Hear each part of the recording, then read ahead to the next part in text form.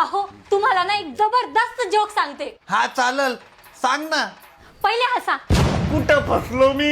हा मग तुम्हाला जर नंतर माझा जोक आवडला नाही तर तुम्ही हसणार नाही, मग माझा जोक वाया नाही का जाणार? हा ठीक आहे, हसतो, पण एका कंडिशनवर. कोणत्या?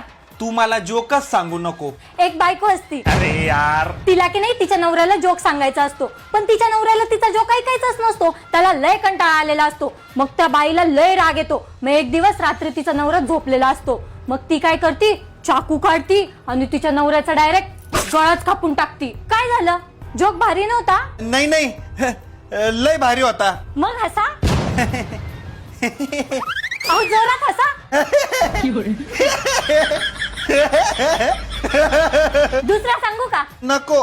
काय नाही म्हणताय परत? नाही नाही, सांग म्हणलं. एकदा एक बायको तिच्या नवऱ्याला जोक सांगते.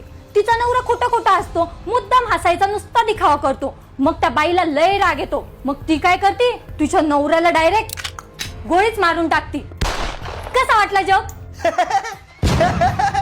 लय भारी जोक होता. एक नंबर. यावेळेस मी खरं खरं हसलो. हा, मला तर खोटं खोटं हसताच येत नाही. खूप आवडला भारी ना joke होता. joke? हो हो, खूप आवडला. मग अजून एक जोक आहे का? एक बायको असती. बायकोच नको ना, दुसरा काहीतरी सांग ना. एक वाईफ असती, ती तिच्या हसबंडला जोक सांगती.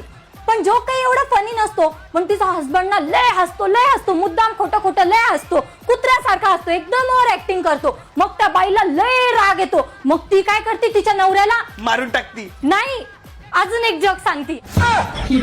नाही, मारून टाक तुम्हाला. गळा दाब माझा, मारून टाक, गोळी मार मला, गळा काप माझा.